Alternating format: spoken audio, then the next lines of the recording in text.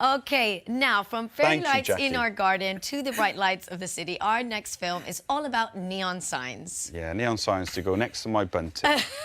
You're a star. Thank you very much indeed, Jackie. Yes, and the custom-made displays have lit up the world for decades, but the craft of making them has been on the decline. Will Kirk has been finding out how a workshop in Wakefield is igniting a revival.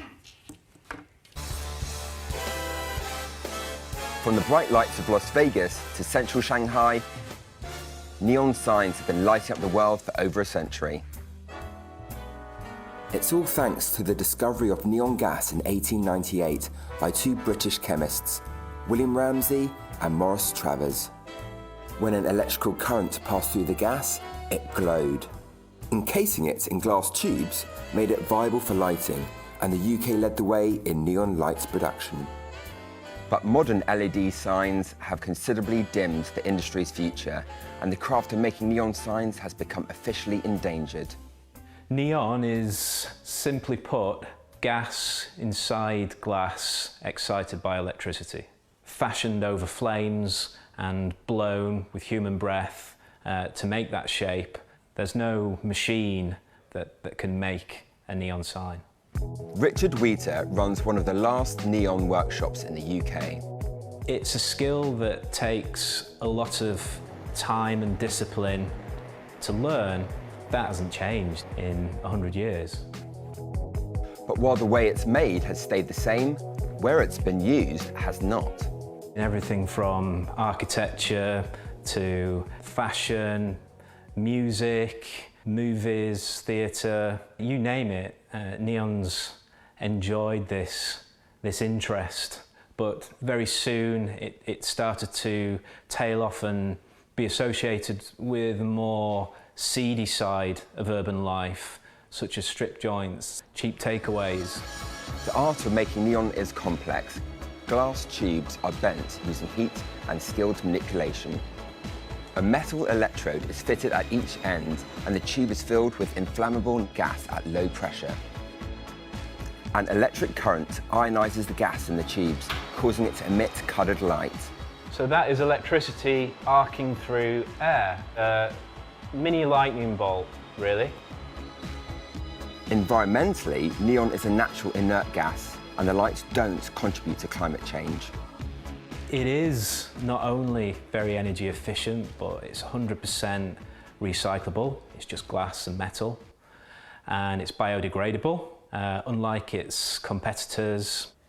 Over the last 10 years, LEDs have taken a strong hold, and they contribute now to a lion's share of the market. This cheap and plentiful competitor has all but extinguished the neon industry. But for Richard's business, there's now a glimmer of hope. We received a grant from the Heritage Craft Association, and that allowed us to develop a regular programme of neon exhibitions. I think you can make a good living out of it. We're proving that by slowly growing as a business. A neon commission can vary from as little as £500 right up to £200,000. At the end of last year, Matty began working here on an apprenticeship. The aim being to fuel the next generation of aspiring neon craftsmen.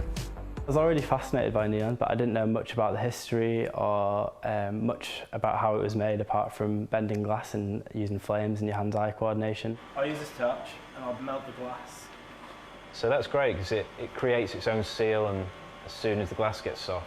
I do feel like I'm in a unique position, as there's not many people that do neon, especially young people, and it's quite a different and exciting thing to be involved with. Neon has lived a colourful existence. With a new fashion for vintage, analogue and handmade neon products, its reputation is being rebuilt. Just down the road from Richard's Wakefield workshop, this exhibition house is alive with neon, showcasing some of his works.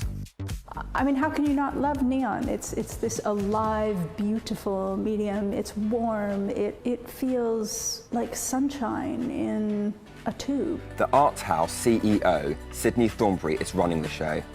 I came to Wakefield 3.5 years ago. I come from one of the lands of neon. I grew up not far from the Sunset Strip in the Hollywood Hollywood Boulevard. There's something really happening in Wakefield. There's a real sort of critical mass of artists and an art scene here that is very exciting to be a part of.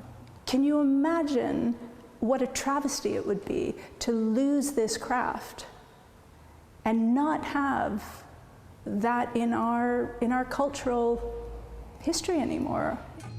Richard and Sydney have spent over a year on this Circle Sphere exhibition, which they hope will be a further step towards restoring Neon's fortunes. The best outcome that I could have from this show would be people coming in and saying, wow, that's really made me think differently about Neon.